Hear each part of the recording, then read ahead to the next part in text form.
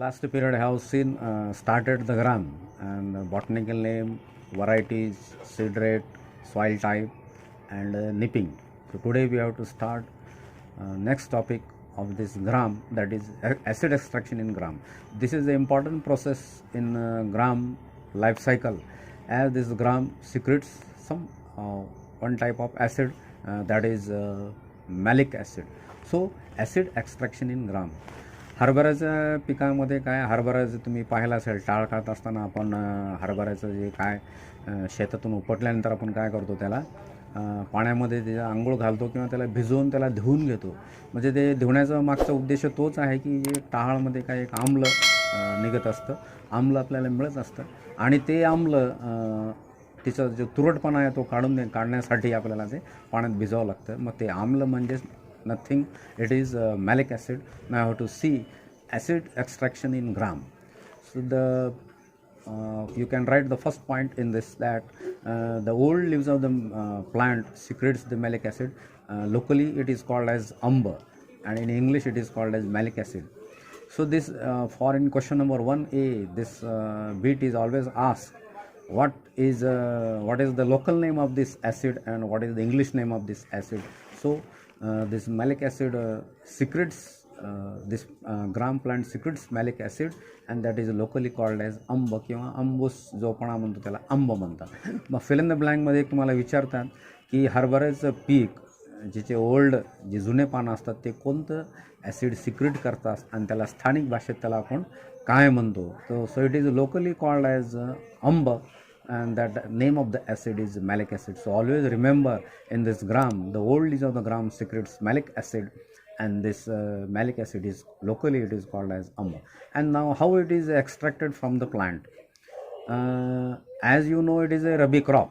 तुम्हाला माहिती आहे की हे रब्बी पीक असल्यामुळे थंड हवामानामध्ये वाढणारं हे हरभऱ्याचं पीक आहे. So in the as it is a rabi season crop, when very early in the morning when the dew drops are there, दवबिंदू असतात त्या हरभऱ्याच्या पानावरती, हे जुने पानं, त्या दवबिंदूमध्ये हे आम्ल विरघळलं जातं आणि आपल्याला सकाळी सूर्योदय होण्यापूर्वी हे आम्ल आपल्याला त्या प्लांटून एक्स्ट्रॅक्ट करायचं असतं आणि ते एक सुती कपडा घेऊन आपल्याला ते एक्स्ट्रॅक्ट करता येतो. म्हणजे that means this malic acid extracted very early in the morning. When this acid releases from the leaf, it dissolves in the dewdrops, and by cloth, by cotton cloth, it is removed, and it is by squeezing it is removed from the gram plants. So this and this malic acid is very important for the medicinal industries to prepare the medicine to cure your stomach ache. जे आपलं पोट दुखतं, हे पोट दुखण्याची जे औषधी company आहे, त्या औषधी कंपनीमध्ये पोट दुखण्याचं औषध तयार करत असताना आपल्याला हे आम्ल कच्चा माल म्हणून फार्मास्युटिकल इंडस्ट्रीमध्ये याचा वापर होतो. Raw material, so that is malic acid. So this is the importance of this malic acid. So this in the examination it is always asked for 2 marks in question number 2 or 3. How will you extract the malic acid from this gram. So always remember, for this 2 mark, this bit is important. So how it is collected, when it is collected, how it is collected. So okay, so this is about the acid extraction in gram. Now next, that is the fertilizer. So proper growth of this plant, chemical fertilizers are incorporated in the field in the form of urea, DAP, muriate of potash, sulfate of potash, etc. So for this crop, as it is a leguminous crop, the fertilizer dose regarding the nitrogen is very less, that is 25 kg nitrogen, and phosphorus is 50 kg, and we not give K.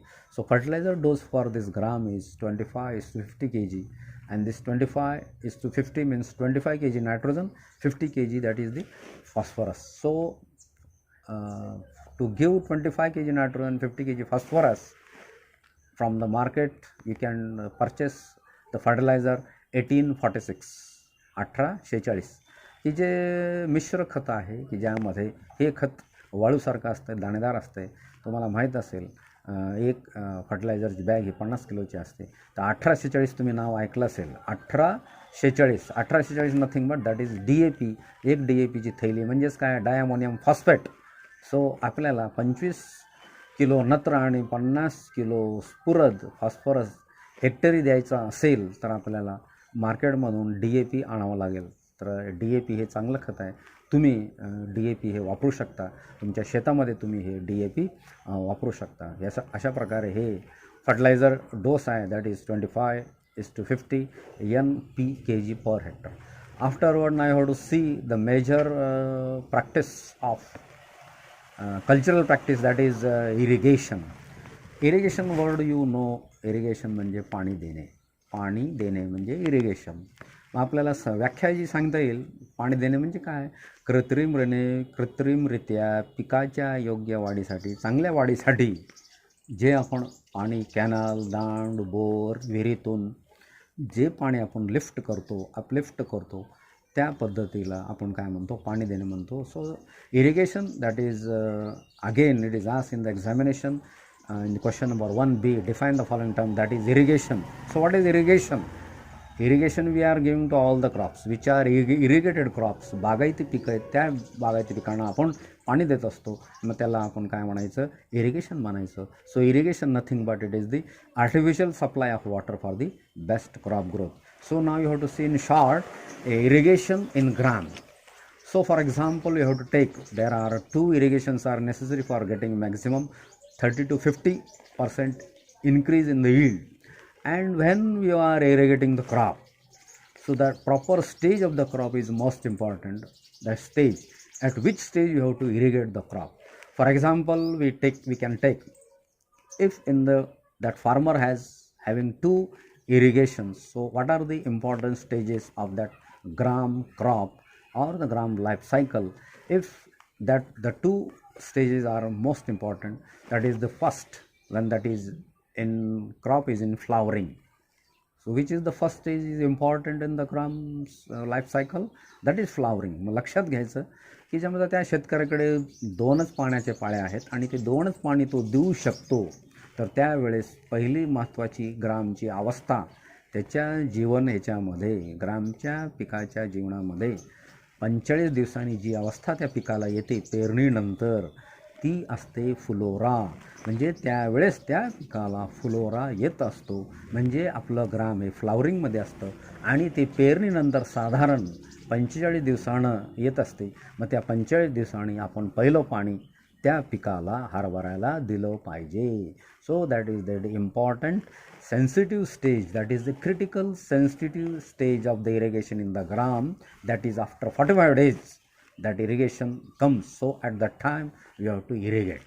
So this is the first important stage in the irrigation. We have to irrigate the gram, that is after 45 days, that is means the crop is in flowering. म्हणजेच काय की हरभऱ्याची महत्त्वाची संवेदनशील अवस्था जी असते 45 दिवसांनी, त्यामुळे तुम्ही त्या पिकाला पहिलं पाणी फुलोऱ्यात पीक असताना दिलं पाहिजे. दुसरं पाणी आहे 75 दिवसांनी द्यायचं. 75 दिवसांनी दुसरं, ज्या वेळेस त्या ग्राम पिकाच्या फुलाचे रूपांतर हे फळामध्ये होत असते, घाट्या लागत असतात. तुम्हाला घाट्या माहीत आहेत, घाट्या तुम्ही पाहिल्या असतील, तुम्ही खाल्ल्या असतील टहाळच्या स्वरूपात. म्हणजे त्या फुलाचं रूपांतर जेव्हा फळामध्ये होत असतं त्यावेळेस दुसरं पाणी हे फार आवश्यक आहे. म्हणजेच काय? Second important irrigation, the stage, that is the pod filling stage, that means when it comes after 75 days after sowing. So these are the 2 important stages of the irrigation in the gram, after 45 and after 75, that is pod filling stage. So in short, this is about the irrigation in gram. Now write what are the important pests and diseases. There are important 2 pests are there, gram pod borer, or that is the gram pod borer, and the disease is the wilt. gram pod borer म्हणजे जी घाटे अळी, जी हरभऱ्याचं घाटे खाते. तर मग त्याचं control आपल्याला माहीत पाहिजे. gram pod borer is the important pest and the disease is the wilt. Wilt म्हणजे मर म्हणजे जे बुरशीमुळे होत असतं, आणि ही बुरशी त्या मर रोगाला जी कारणीभूत आहे ती काय करते? रूट, मला माहीत आहे conductive tissues, 2 conductive tissue are there, xylem and phloem. तर हे झायलम अँड फ्लोएम ती ब्लॉक करत असते, म्हणून ही बुरशी घातक आहे. म्हणून आपल्याला बीज प्रक्रिया पेरणीपूर्वी करावी लागते. आणि त्याचबरोबर आपल्याला बीज प्रक्रिया पण करता येते. दुसरा रोग आहे ब्लाईट. तर ह्या 2 diseases are there, wilt and blight. And महत्त्वाची एक कीड आहे ग्राम पॉड बोरर. तर ह्या ग्राम पॉड बोररचं नियंत्रण करायचं असेल तर तुम्हाला डस्टिंग ऑफ 10% BSC करावं लागेल.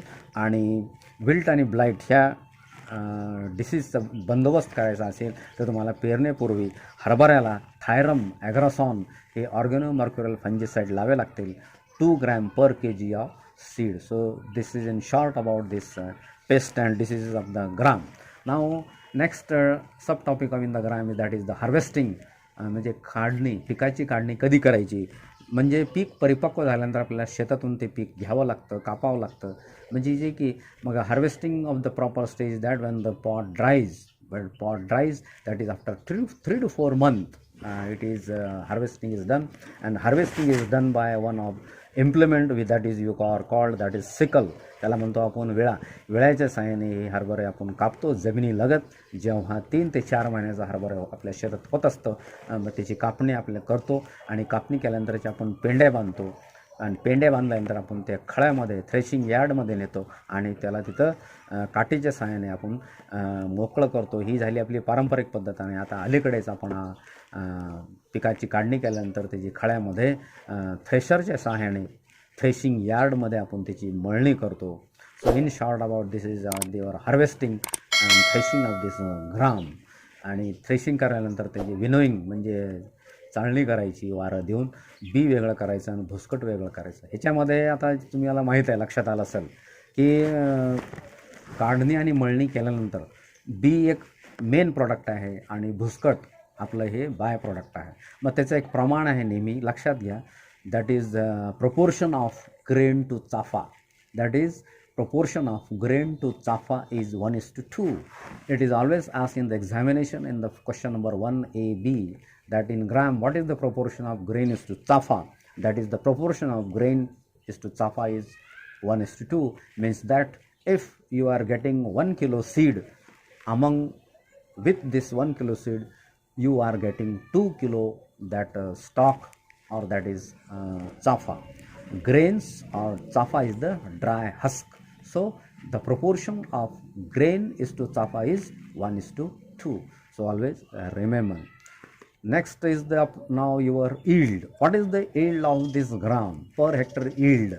That is either you can calculate in kg or either you can calculate in quintals. That is asked in the examination in the question number 4.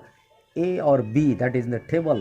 In table this may be asked what is the yield of that particular crop. You have to remember all the yields of each crop. So the yield of the gram is that is rainfed is it is 5 to 6 quintals, or in another words that is 500 to 6 kg. And the irrigated gram it is 10 to 12 quintals, or it is 1000 to 1200 kg per hectare. So this is the yield. There are two yield, rainfed and irrigated. Rainfed म्हणजे कोरडवाहू हरभरा आणि irrigated म्हणजे बागायती हरभरा. मग लक्षात आलं पाहिजे, कोरडवाहू हरभरा म्हणजे पावसाच्या पाण्यावर अवलंबून असलेलं, आणि बागायती हरभरा म्हणजे ज्या हरभऱ्याला आपण 2 पाणी दिलेत 45 दिवसांनी आणि 75 दिवसांनी. कोरडवाहूचं यील्ड कमी असतं आणि इरिगेटचं यील्ड हे दुप्पट असतं. तर लक्षात घ्यायचं. So what is the yield? Rainfed yield it is 5 to 6 quintals and irrigated it is 10 to 12 quintals.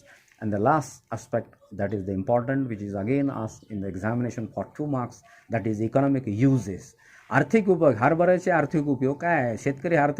शेतकरी हरभरा का शेतात लावतो, त्याचे उपयोग काय आहेत ते लक्षात घ्यायचं आपण इकॉनॉमिक यूजमध्ये. आता तुमच्या लक्षात आहे, तुम्हाला माहीत आहे लेग्युमिनेसी, पॉड, पल्सेस हे मग लक्षात आलं पाहिजे.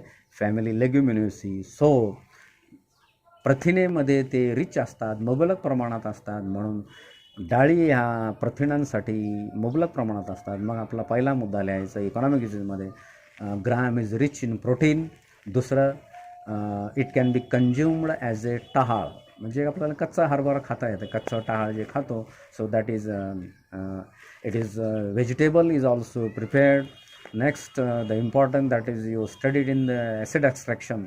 So this is malic acid is used in the pharmaceutical industries for to prepare the medicine that is for the stomach ache. So it is used in the medicinal industries. The gram is can be also consumed as a tahar.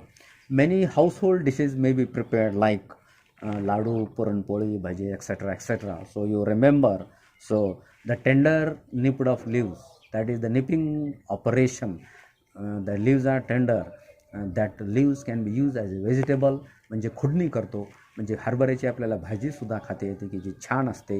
ही हरभऱ्याची भाजी आपण पानं कच्चे तोडलेले जे असतात ते निपड of tender lives आपण वापरू शकतो, किंवा त्याला आपण वाळूनही ते आपल्याला वापरता येते. अशा प्रकारे हे काहीही 4 ते 5 मुद्दे तुम्ही लिहिले पाहिजे. 2 मार्काला या परीक्षेमध्ये विचारल्या जातात. That is economic use of the gram. So in short, we have completed this gram. So remember, pea, lentil and gram. These are the 3 pulses. You have to study in paper 2. In coming 3 to 4 days, I am taking the quiz on these pulses. So you have to ready for the quiz on your group. I will send